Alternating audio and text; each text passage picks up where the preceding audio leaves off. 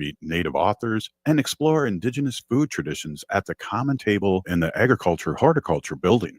It's all part of the 12 days of family fun with thousands of food, shows, exhibits, and more. Plan ahead and save. Tickets are just $17 through August 20th at mnstatefair.org. That's the Minnesota State Fair, August 21st through September 1st. See you there. With a look at your AM 950 weather, I'm Patrick Lilia. Smoky sunshine today with a high of 84. Then tonight, partly cloudy with a low of 69.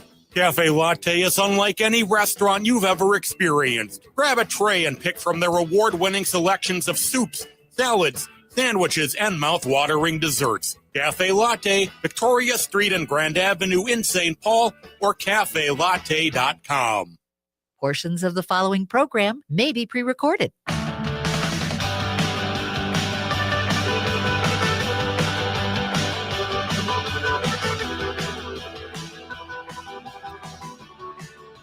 Hello!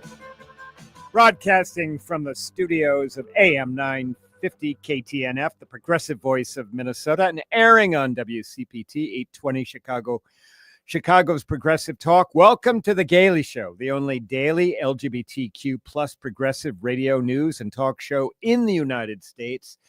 And no, this is not John Parker. No, this is Ellie Krug. Regular host here on AM 950. I have a show every Saturday afternoon at 4 o'clock called The Illegal Trans Woman. And I've been asked to sit in, and here I am, sitting in for John Parker. I am thrilled to be here, thrilled to be guest hosting the Daily Show, the Gailey Show, not the Daily Show. Get it right, Ellie. Okay.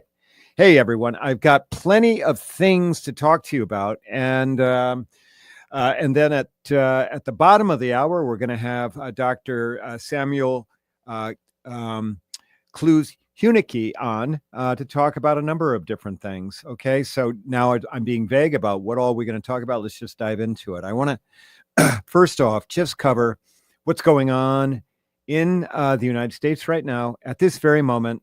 Well, we're several hours past that moment, but we have, for the first time, essentially in the history, I think, of the United States, I could be wrong, but we have a president deciding to militarize and take over a major American city, simply because he just, I don't know, he doesn't like people of skin color other than white. He doesn't like people who are born outside the United States, and even then, only choice. He's got a lot of choices, select choices about those folks. I'm talking about Trump's announcement today that he was going to federalize the police force in Washington, D.C., with Attorney General Pam Bondi apparently taking over as the police commissioner in Washington, D.C. He is deploying hundreds of National Guard troops to patrol the streets of Washington, D.C. Right now, as I speak, apparently they've got 120 FBI agents trying to tamp down a horrible crime rate in Washington, D.C., which all the statistics show is that crime is at the lowest it's been in 30 years in Washington, D.C. All of this is this all got on Trump's radar because one of the Doge personalities, nicknamed Big Balls, had been the subject of an attempted carjacking. Apparently he was injured in that attempted carjacking. This got it on Trump's radar about how horribly dangerous DC happens to be, apparently. And we're heading down this road. Now, the thing that I want to note is that this is all about an excuse. That's all. When Trump sent in the National Guard in Los Angeles and then the Marines, he looked for an excuse then. It was some dissension about ICE raids. You had some people pushing back. There was a little bit of vandalism, but nothing that the Los Angeles police or the county sheriff couldn't handle. But That's not in Trump's playbook. All he needs is an excuse, manufactured excuse, for him to wield the big club, wielding the big club against American citizens, against people who voted against him, because he believes that every blue city, people have voted against him, which hopefully is pretty much true. But there's all kinds of crime going on in America right now. For example, the crime rate in New Orleans, the crime rate in Louisiana is unbelievable. It is, the murder rate in Louisiana for a state, I think, is the highest of any state in the country. But you don't hear Trump talking about federalizing the Louisiana National Guard, or federalizing, the police in Baton Rouge or in New Orleans or wherever all the crime is occurring in Louisiana, because he's not doing that because Mike Johnson, is from Louisiana. No, this is all about controlling blue cities, about sending a message that Trump will do whatever he needs to tamp down any degree of dissension. And he's getting ready. You know what he's getting ready for.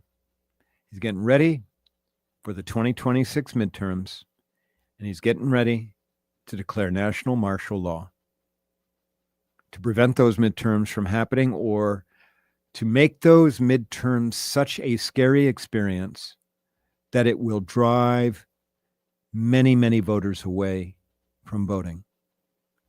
So one of those two things is going to happen. He's going to federalize whatever in the United States to prevent the 2026 elections from happening, or he's going to hamper them so much that it's just not going to be effective.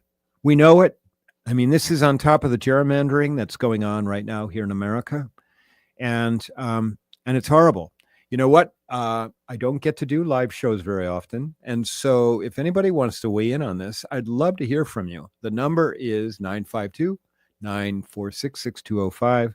I'd love to hear from you. If you usually call into John Barker, but you'd like to talk to Ellie Krug, yours truly here, please do that. So, I am appalled by what Trump did this morning, but stay tuned, because he's going to do it again in some other cities. Already threatened Chicago. He threatened Chicago this morning. He went back and threatened Los Angeles again. He's threatened the governors of Illinois, J.B. Pritzker, and governor of California, Gavin Newsom.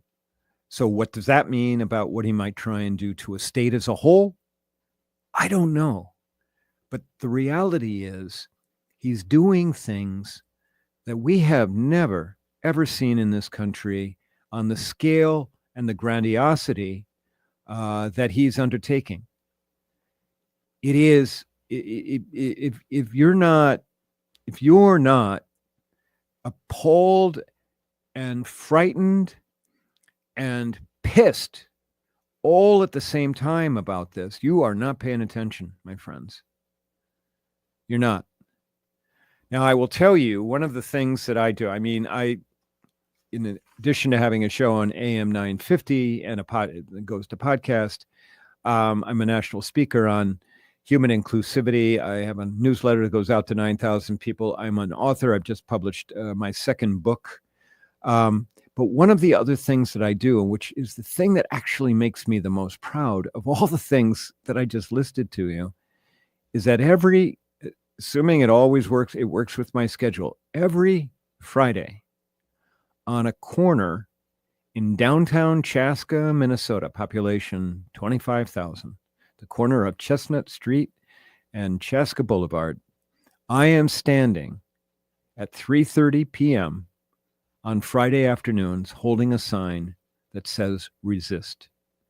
And that word is bordered by two upside down flags, and that is not disrespect to our country or flag, okay, which, although I don't know, but upside down flags are the international sign of distress, of emergency. And that's what we are in right now in America.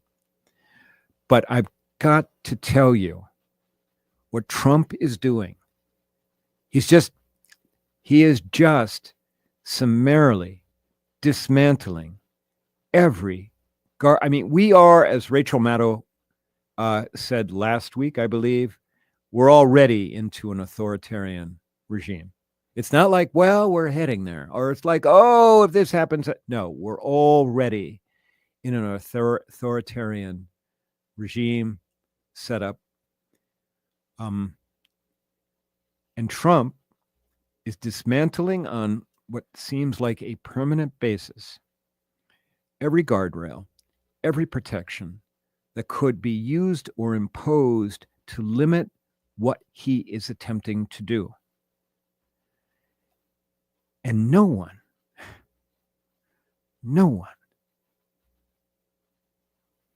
is really getting upset. Now, I know I got listeners here on AM 950 and over in Chicago WCPT, which I'm on once a month on the Patty Vasquez show. I mean, I know I got people who are upset, who are listening to me right now. And I know that you take all of this very seriously. And I know that maybe some of you, but not all of you, that's for sure. But some of you, maybe once a week for an hour, you're out protesting, like Ellie Krug. And I'm just here to tell everyone, this is not enough. I mean, in France or in Belgium, you get something that goes wrong with the government, you have hundreds of thousands of people in the streets. You have general strikes that work. You have people politically organizing and showing up by the hundreds of thousands to send a signal, a message. And that is not happening here in America. We're not doing it. It's not occurring. The 1 hour a week, and by the way, Ellie Krug, I'm putting myself in there. It's nice, okay? It's better than nothing, but it's not enough. Not by a long shot. And we are letting it all slide. It's just, it's a lot of work. It's a lot of work to go and get in the middle of a street and shut down traffic. It's a lot of work to say we're not leaving the house to spend $1 in America today or online. It's a lot of work, but we're not doing it because it is a lot of work. We got a lot of lazy people. We do. Sorry. We got a lot of people preoccupied. We got a lot of people looking at their phones. That's the thing they're interested in. They're not interested in our democracy. Okay, well, I hear my little bumper music. And so we're going to take a break. You're listening to me, Ellie Krug, sitting in for John Patrick on the Gailey Show. I just get this right, Ellie, okay, because you are sitting in as a host. If you like what you hear, give me a call at 952-946-6205. I got one more segment where I'll be able to talk to you. Okay, you're listening to me. We're going to take a break, and we'll be back in a sec. Crooners is a classic supper club with a wide range of entertainment. Make your reservations for a parade of international, national, and local artists in the main stage showroom, the intimate Dunsmore Jazz Room, or outdoors at the seasonal Belvedere Under the Stars space. Or enjoy Maggie's Piano Lounge. Enjoy 4-star food and drinks with first-class supper club service. What are you waiting for? Go to croonersmn.com for more information and schedule. That's croonersmn.com. End-of-life decisions are not easy to make. Hi, I'm Mary T. of Mary T. Hospice Care. It's important to make sure that this difficult time is meaningful and comforting to you and your loved ones. Our hospice team provides an individualized program of physical, emotional, spiritual, and practical care so your loved one is comfortable and not in pain. At Mary T. Hospice, we understand that choosing the right hospice care provider can be overwhelming, but we're here to assist you. Learn more today at marytinc.com. When was the last time you had your roof inspected for extreme weather and hail damage? This is Chad, owner of AM 950, to talk about the exterior construction company I trust, Snap Construction. If you've noticed new roofing projects in your neighborhood, your home was likely hit by hail last summer and experienced damage. Snap Construction is helping homeowners like you, and they're the roofing specialists I trust. They are the most well-reviewed contractor in the Twin Cities and have a ton of positive customer reviews from homeowners just like you. Even better, Snap Construction's installations are backed by a lifetime warranty, so you know you're dealing with a qualified roofing expert. You want to work with a company that will be here for a long time after the work is done. Snap Construction has handled thousands of claims and will help you through the process. Do yourself a favor and get a free roofing inspection so you have the facts and peace of mind you deserve. Call Snap Construction today at 612-333-SNAP. That's 612-333-SNAP. Or visit snapconstruction.com. Hi, I'm Scott Shamblat from Shamblat Family Dentistry. We're the fear-free, shame-free dental office. We know dental anxiety and dental phobia are real. We'll take the time to get to know you and give you what you need to be comfortable at all times. We offer free nitrous oxide laughing gas and have high-tech options to help you feel calm and relaxed during your appointments. We'll help you get through every appointment in the most pain-free way possible. If you're having a dental emergency, we'll try and get you in the same day you call because we don't like to see anyone in pain. As my daughter Rachel says, if you don't see my dad, please see another dentist. Take care of your teeth because they're the only ones you get. This is Chad, owner of AM 950. I've been going to Shamblat Family Dentistry for years. They get me in last minute when I'm in pain and make regular checkups easy and comfortable. Shamblat Family Dentistry in Hopkins and St. Paul. Find them online at shamblatfamilydentistry.com or call 1-800-FIX-MY-TEETH.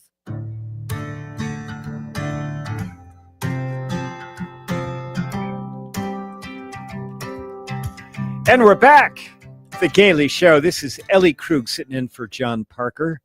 I'm thrilled to be here, thrilled to be able to talk to you. I don't get to do live shows very often. So I'm going to guess that many of you don't know who I am.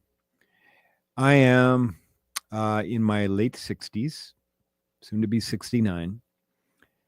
And when I was growing up, for the most part in Iowa, as a preteen and then as a teen, but certainly as a preteen, I remember vividly that our government, our presidents, Kennedy, a little bit awareness of, but certainly LBJ. I remember our government, and then Eisenhower before that, but I was too little. But our government in the 50s and the 60s was focused on the future. I remember that vividly. I remember our government being focused on building infrastructure.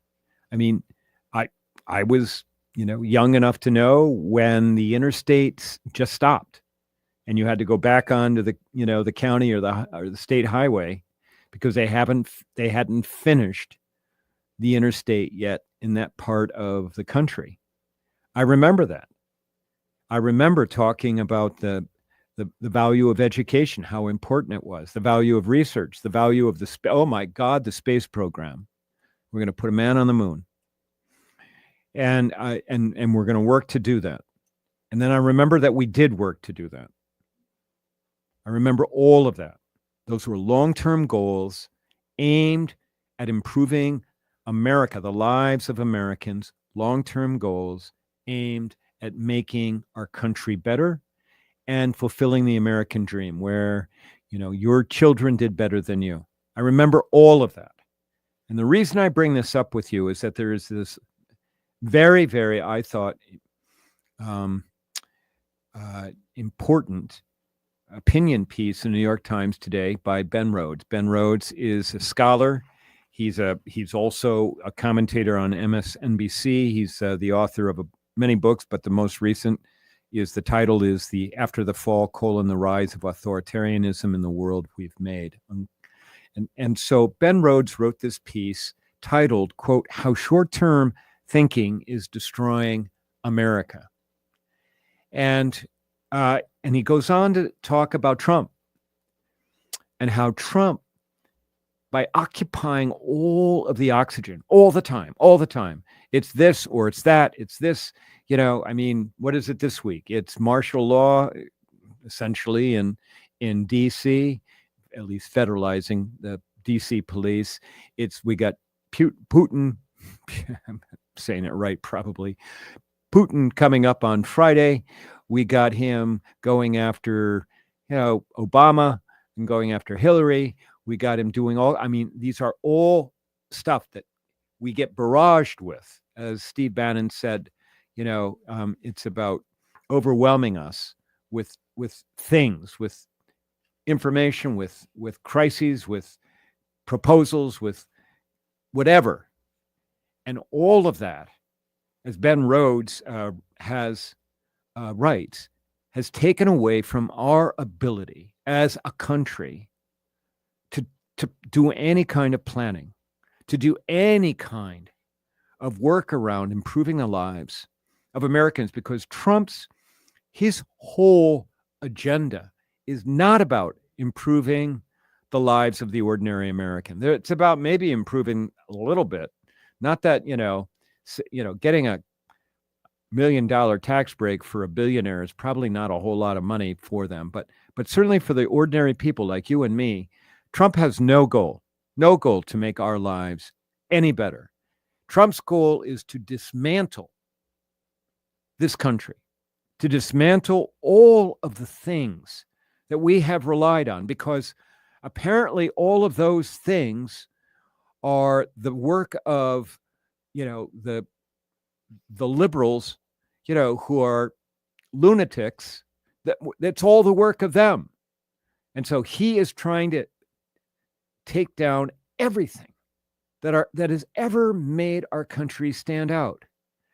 And there's this quote in Ben Rhodes' essay in the New York Times today. I'm going to read it, and it's a little bit long, but hold on. He quotes Ro Khanna, who is a Democratic congressman from Silicon Valley, who says, quote, "We see all the destruction," Khanna told me, "but what we're not seeing is that the Trump voter, for the Trump voter, this is a strategy of reclaiming greatness. Precisely because this is correct as a political diagnosis, Democrats must convey how Mr. Trump's approach is more of a pyramid scheme than a plan. Cuts to research will starve innovation. Tariffs will likely drive trade to China. Tax cuts will almost certainly widen inequality. Mass deportations predictably divide communities and drive down productivity. The absence of international order risks more war. Deregulation removes our ability to address climate change and AI. Mr. Trump is trying one last time to squeeze some juice out of a declining empire while passing the costs on to future generations. Beyond the daily outrages, this is the reality that Democrats must contend with." And he goes on to say that what Democrats need to do, what Democrats must do, is that Democrats have to envision a new immigration system, a clean energy transition that lowers costs for consumers, and a federal government that once again can attract young people to meet national challenges.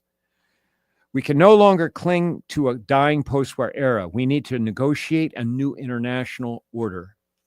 Everyone,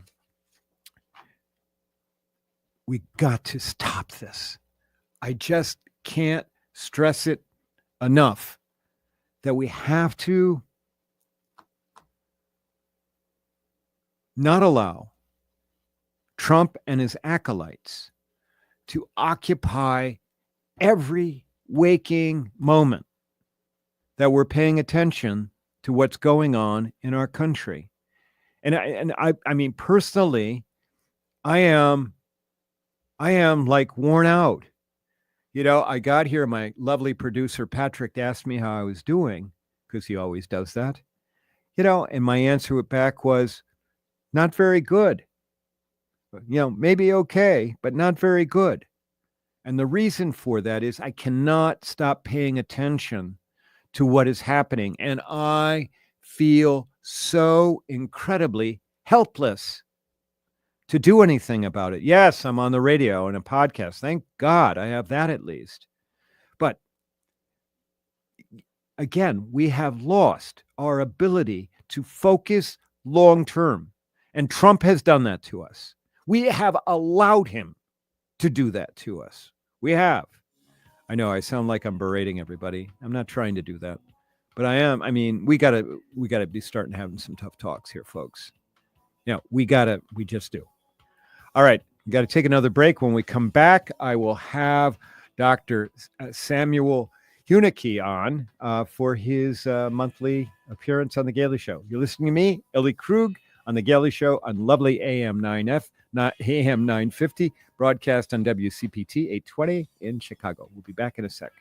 Hey, Minnesota, it's Brad Friedman, your friendly investigative blogger, journalist, troublemaker, and host of the Bradcast. Weeknights at 7 on AM 950. Hi, I'm Scott Shambot from Shambot Family Dentistry. We're the fear-free, shame-free dental office. If you're having a dental emergency, we'll try and get you in the same day you call because we don't like to see anyone in pain. And we'll help you get through every appointment in the most pain-free way possible. As my daughter Rachel says, If you don't see my dad, please see another dentist. Take care of your teeth because they're the only ones you get. Shamblat Family Dentistry in Hopkins and St. Paul. Find them online at shamblatfamilydentistry.com or call 1-800-FIX-MY-TEETH.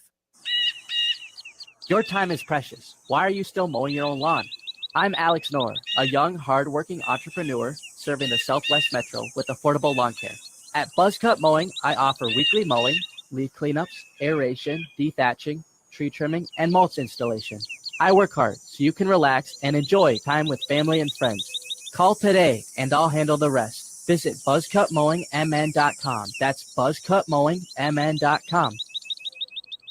Turn to Auto Technical with your vehicle donation. Even though Auto Technical is a small nonprofit, we have helped more families with transportation than any organization in Minnesota. Since '94, we have reconditioned donated vehicles so they have a higher tax benefit.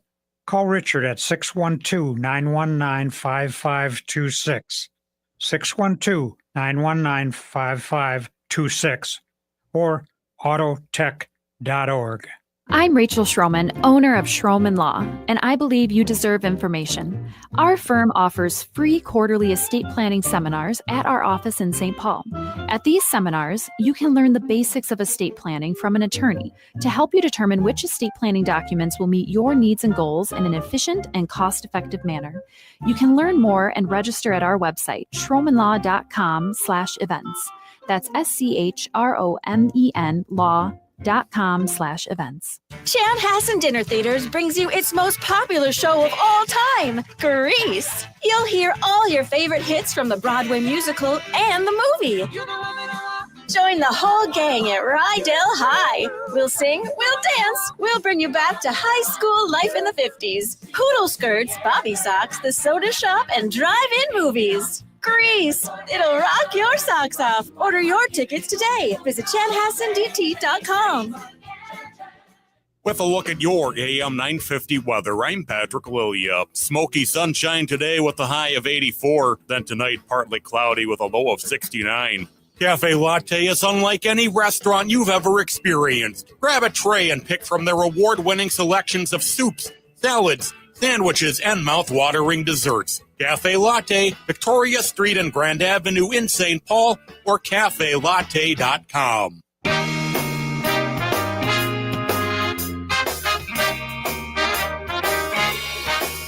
And we're back. Ellie Krug sitting in for John Parker on The Gailey Show. And I am thrilled to have on the show someone I have never talked to, but I've heard great things about. Dr. Samuel Kluz Huneke is an award-winning associate professor of history at George Mason University. He's a historian of modern Germany, which I want to talk with him about today. He's the author of numerous books and articles, including a book titled States of Liberation, Gay Men Between Dictatorship and Democracy in Cold War Germany. You can buy his books and learn more about his research at his website, samuelkluzheineke.com. Dr. Huneke, thank you so very much for being here. I am thrilled to have you. I'm thrilled to talk with you. It's great to be here and great to meet you after hearing so much about you. Well, I hope it was All good. positive, all good. Okay, all right. Well, I think the phrase "she's a hack" is usually thrown after my name, but that's okay.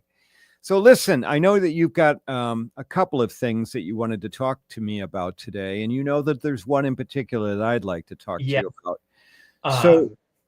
So why don't you had something you wanted to speak about Pete Buttigieg, who I actually adore quite a bit, and he's on the record recently of talking a little bit about transgender athletes.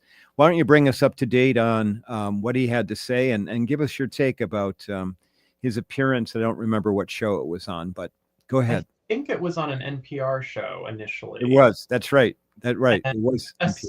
Essentially, Pete Buttigieg, former mayor of South Bend, former transportation secretary, Mayor Pete, he essentially said that there were legitimate concerns, I believe is the phrase he used, about trans youth playing in sports, playing in high school sports, playing in collegiate sports, presumably playing in professional sports as well.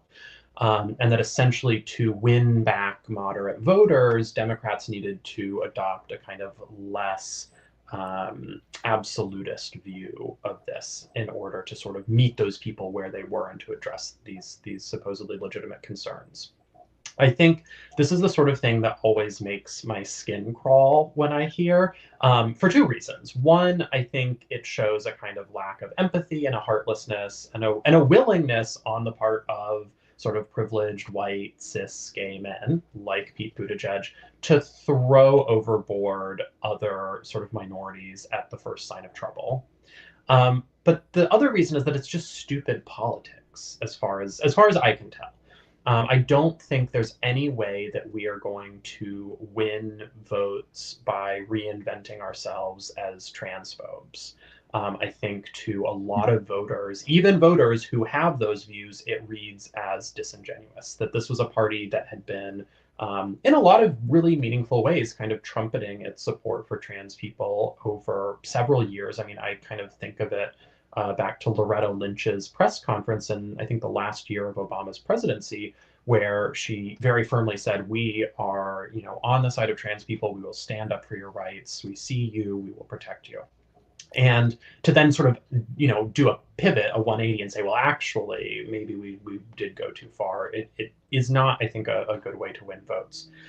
To my mind, the correct way to address these sorts of questions when they come up is to say, listen, this is an issue of extreme importance to the people it affects, but is not actually an issue that the average voter is probably ever going to deal with in their own lives, right? I mean, I think the president of, is it the College Sports League, said that he knew of all of the collegiate athletes in the country. NCAA. NCAA, that there were 10, I think, trans athletes, right? And so it's just this minuscule, it affects a minuscule number of people, and it is a moral panic that has been whipped up by Republicans intentionally to try and win votes, to scaremonger, and to distract people from the real damage that is being done to ordinary people, to the economy, to people of migrant backgrounds. That, I could go on and on and on. And so it just makes me frustrated when I hear this, that Democrats are sort of showing their spinelessness and don't actually have a proactive message, that the easiest thing they can think to do is to just kind of turn tail and get with what they perceive as the kind of majoritarian opinion. Well, thank you for that. Let me give you my take, okay? Yeah. Because I think we might have heard him a little bit differently. All right. So what I heard him say first when he was asked about this on NPR was, he said that we need to have compassion, and that we need to have compassion for trans people, but we also need to have some compassion for the folks that are afraid. That would be the folks that are afraid are the parents of the cisgender. Mainly it's all about trans girl athletes. I mean, nobody's making a big deal about trans boy athletes, and that we need to have compassion for them. And I specifically heard him say, some grade school trans girl who's playing. I mean, why? Why are you going to make a big deal out of that? But he also went on to say that the decisions around how to deal with trans athletes should be left, to the local governments, the local school boards, okay, and the local sports authorities, and frankly, we're in Minnesota, and they've done just that here in Minnesota, and trans athletes here in our state are protected. Although, I mean, right now, there's two school districts, and a number of state officials being sued by Alliance Defending Freedom, which of course is a hate group. Or at least associated with a hate group, according to the Southern Poverty Law Center, and so we've got that going, on. But nonetheless, I appreciated him saying that we need to have compassion. I did not. I think that, I mean, as a trans woman here, okay, as a a very vocal protector of trans people, I do think that when it gets to the higher levels of performance, like college and Olympics, I think that we've got to take an approach, which I thought was great with the NCAA, where, you had to be on testosterone blockers for a year, hormones for blockers. You could not participate in sports, and I think that those were reasonable kinds of approaches to that. I'm a big fan of John Oliver. I don't know if have you seen the John Oliver 43-minute pitch that he did about trans athletes? I haven't, no. So just Google John Oliver, HBO, trans athletes. He's got this wonderful, I mean, he destructs every argument against transgender athletes. Okay. He does. And he talks, about what sports is really about. It's not only competition, but it's about forming friendships, about learning the rules, about how things operate, all of those things. And that's what I talk about when people come to me about sports. But he says towards the end, with people who are performing at higher levels of athletic prowess, you need to maybe do some things differently as it relates to how you approach those athletes. And I think, that is a nuance that I, as Ellie Krug, as a transgender person, think is necessary. Okay. I think it's an important nuance to have something like that. But also, at the same time, when we're talking about this, I think you got to just say, what, you're going to prevent, a fourth grade trans girl from playing on the soccer team? Why? And I basically agree with all of that. And I think the problem for me is when, and I guess it wasn't just Buttigieg, it was also thinking about Gavin Newsom. Oh, well, I throw Newsom in a different category, but go ahead. But it to me, again, I think there's a sort of a lack of political tact or political sense to it that ultimately is bad, not just for trans people, but for all queer people in this country. And that I do agree that there needs to be some, nuance, but the way it had been being taken care of was by local governments, by sports governing boards, by medical authorities who all have the expertise necessary to make these decisions. And I really, would like to see kind of more full-throated defenses from Democratic politicians saying, look, this is a non-issue that is a scare tactic. I understand why you have been made afraid of this by Republicans, but in fact, what you think is reasonable, that there should be rules and regulations to determine who gets to compete when, that is how it has been done and is still being done. Well, and of course, there's the argument, it's not even in my book much, I mean, it's pretty clear. This is the gateway drug to erasing transgender people from public existence. Okay, because, after the trans athletes, then it's the bathrooms, and after the bathrooms, then it's the government documents. Then after it's the government documents, it's about you actually being in public because you're a threat to children and women. Again, trans women, for the most part, is the claim against. And so, what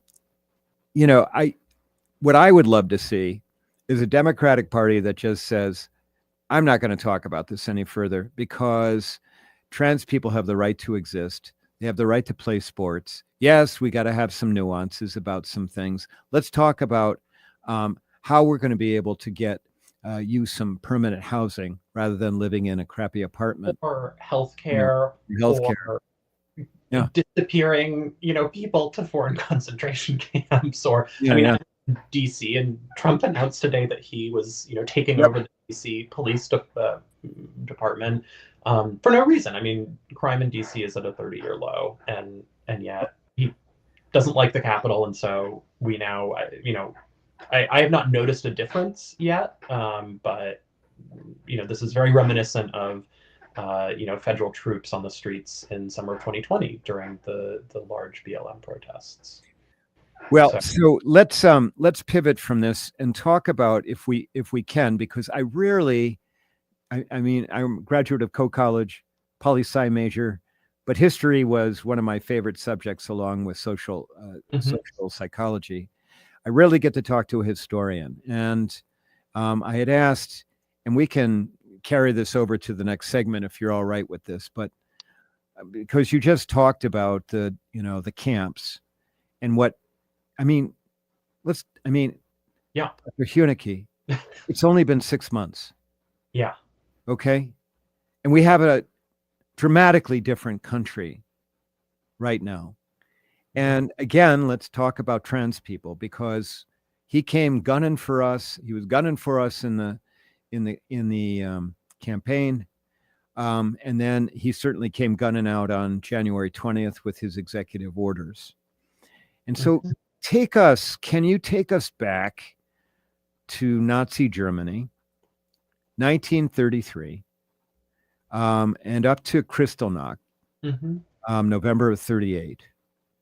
Because, of course, the assassination by the Jewish person in Paris of the Nazi diplomat.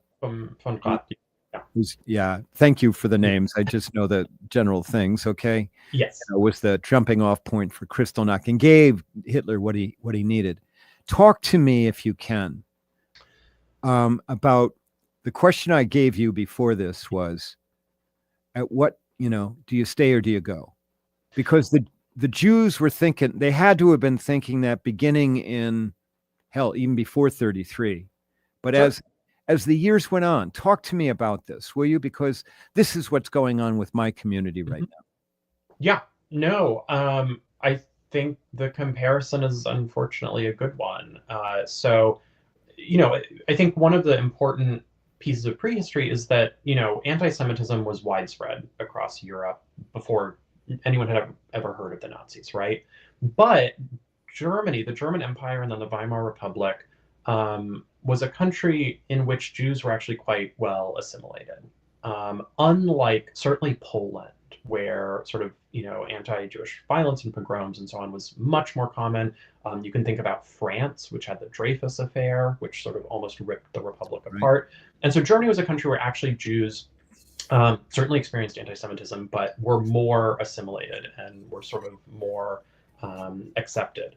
And so when hold on, I'm gonna have to interrupt you. Okay, you're doing a great job of laying the foundation, but we got to take a break. Okay, when we come back, I would like to talk about this a little bit more because the analogies are just alarming, to say the least. All right, I'm talking to Dr. Samuel Huneke from George Mason University. When we come back, we'll talk with him more. You're listening to me, Ellie Krug, subbing for John Patrick on The Gailey Show. We'll be back. The Brave New Workshop is a Minneapolis tradition and the nation's longest-running comedy theater, finding ways to make people laugh about things that should make them cry for over 65 years. And who doesn't need a good laugh right now? Seriously, who doesn't need a laugh? Come see their fall show, Hippocalypse Now, a hilarious look at a world where what people say and what people do are completely unrelated. Playing now through November 1st at the Dudley Riggs Theater in Minneapolis. Tickets available at hennepinarts.org. That's hennepinarts.org. Hey, it's Tom. There's a war being waged on clean energy. A bill in Congress could eliminate the 30% federal tax credit for solar by the end of 2025. And once it's gone, it may never come back. Fossil fuel giants and their MAGA friends in Washington want to kill green energy. But you can fight back. Going solar with All Energy Solar isn't just smart, it's a form of resistance. You choose where your money goes, not to utility companies, not to fossil fuel billionaires, but toward clean, renewable power for your home. A system from All Energy Solar works in Minnesota year-round because it runs on sunlight, not heat. So even in the dead of winter, you're generating electricity. And All Energy Solar helps you save with every rebate and incentive available. This is the moment to act. Waiting means risking with this tax credit and giving the upper hand to MAGA Republicans. So get your free consultation today at allenergysolar.com and take back your power. Where's Francois? He's lost in a sugar haze tracking Nicolette's macarons from one summer stop to the next. And now they've landed at the Minnesota State Fair. You'll find their vintage macaron truck in the West End Market between Lulu's and the Blue Barn. They've got 16 gluten-free flavors, including 4 just for the fair. Cotton candy, root beer float, sweet corn, and mini donut. Nicolette's macarons are the perfect pick-me-up from all that deep-fried fair food. Light, sweet, and absolutely delicious. That's Nicolette's macarons. Find a wide selection of outdoor hearth products at Woodland Stoves and Fireplaces. Whether you prefer wood or gas, Woodland Stoves has the fire to fit your home. Pizza aficionados know nothing matches masonry oven baking for capturing flavor and nutrition. Woodland Stoves and Fireplaces can easily install one in your home or business. Enthusiasts use these ovens year-round for bread making, wood roasting, even grilling. The mission and passion of Woodland Stoves and Fireplaces is to make the fire work for you. The way humans relate to fire is primordial. We have used fire to warm our bodies, cook our meals, and kindle our spirits. Our team has the know-how to do this in a clean-burning and environmentally smart way. Visit our store and experience the diversity. We have over 35 working units on display at the corner of Riverside and East Franklin. See us online at woodlandstoves.com. Find the fire that fits and works for you. Woodland Stoves and Fireplaces, out of the ordinary products and services since 1977.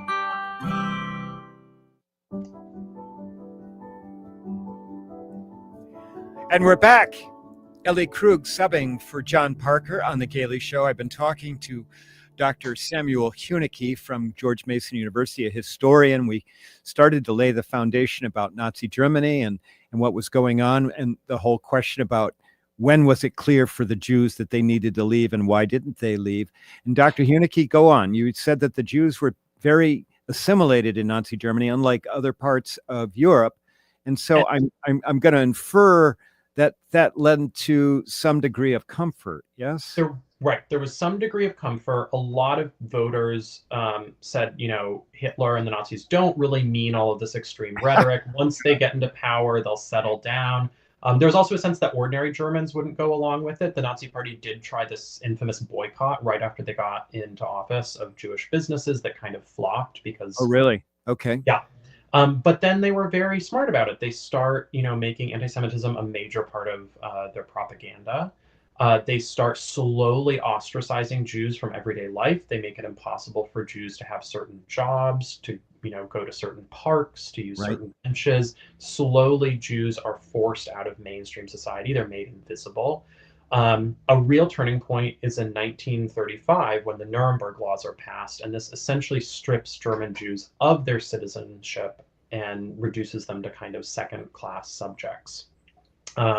Then you have other measures. At various points, the Jews start having to have the letter J stamped in their passports. Any Jew without a recognizably Jewish name had to adopt the middle name either Sarah for a woman or Israel for a man. So there are all these ways that they are stigmatized and ostracized from mainstream society. And then, of course, as you mentioned, Kristallnacht, the Night of Broken Glass, also known as the November Pogrom, which is really the first massive wave of violence directed in a sort of concerted way at Jews. You have store windows smashed, synagogues burned, thousands of Jewish men in particular taken to concentration camps where a lot of them, they're tortured, some of them are murdered. And that really is seen as sort of the start of the Holocaust by most historians. As you said, that was sort of spurred by individual sort of Polish German Jew who goes to Paris and shoots a member of the German embassy there. And sort of in revenge, Goebbels, the propaganda minister, instructs Nazi paramilitaries, the SS and the SA, to go and ransack Jews. But it's not just a turning point in terms of violence. This is also when there's a really systematic effort to sort of appropriate Jewish property. And so not only do they start trying to force Jews to migrate in a much more concerted way, but they're also trying to essentially rob them as they're forced out of the country. So was that, I mean, was Kristallnacht, was that, the point where you said, we got to go? Yeah, and I think you can see that building over the course of the 30s, that initially a lot of people are like, this will blow over, we're going to stay. After the 1935 Nuremberg laws, that's when you see some recognition by a lot of Jews like, oh, things are getting bad. We have now lost our citizenship. Maybe we should get out. And then, yes, certainly after Kristallnacht, there's a big wave of migration. Okay, so you started, the analogies are, for my community, they're clear, are stunning. Okay. And so in my community, the question is, it really has become, do we stay or do we go? Ellie, I can't hear you at the moment. I think it must be a technology issue. Oh, Patrick, are we on? I can hear you now. Okay. Yeah. Thanks. Sorry about that. So for my community, the question really, is, do we stay or do we go? Right. How much worse will it get? Will I someday be driving down the road, because I'm very visible? All right. I also happen to be an elected school board member. Okay. So everybody knows Ellie Krug's transgender woman. I fear it will be as we are seeing right now. With I think folks who are foreign born. I think not. That is a very reasonable fear. I don't know. This is something I have also thought about. When would be the moment that I would choose to leave? I know people who have already left the country because of this administration. And on the one hand, we all have our lives here and our families here and our careers here, and so it's very hard to imagine leaving. Just as the Jews were going through the same thought process. Exactly. And they were ostracized when they left. It was very hard for them to find permanent residence elsewhere. I think similarly, if you don't have means, it could be very difficult to find sort of permanent residency or citizenship in another country. So I think this is a very reasonable question. I don't have an answer. I think, there's sort of two options here. There's sort of the radicalization where it gets worse and worse and worse. And then there's the kind of stagnation where, okay, maybe they'll be content with, banning trans athletes from sports. And and you're shaking your head. And I kind of also find that hard to believe. I think that there's enough people in the administration, around the administration, who really hate any kind of gender and sexual non-normativity. And, and I think it's important to note, those people they're not going to stop with trans people. They're not going to stop with queer people. I saw yesterday, Mike Lee of Utah introduced a bill that would ban pornography for everyone, right?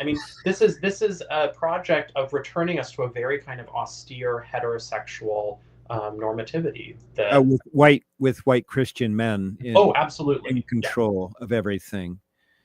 Well, for what it is worth, okay, I appreciate you sharing your thoughts about this and confirming actually that Ellie Krug, you're not off base with what your concerns and worries are. Listen, I've got to wrap this up. It's been really great to talk with you. And I might reach out to you to have you on my show. Okay. It's been maybe not a delight, but it's been a wonderful conversation, and I'd love to continue it. Yeah, I love smart people. All right. Well, thanks so very much. We've been speaking to Dr. Samuel Huneke, a professor of history at George Mason University. All right, everyone. Well, listen, I've got to wrap this up. A big thanks to my producer, Patrick. Okay, up next on WCPT 820 is Chew's Views with Richard Chew. And on AM 950 radio, it's the Matt McNeil Show. And stay tuned after that for Native Roots Radio. And then at 10 p.m. Central, Step into the Unknown with Greg Bacham on Ghost Box Radio. You're listening to me, Ellie Krug. It's been a pleasure to be here. I hope you've enjoyed it as much as I've had. Take care. Bye. Greg Bakken here. I've told you about the out-of-the-world road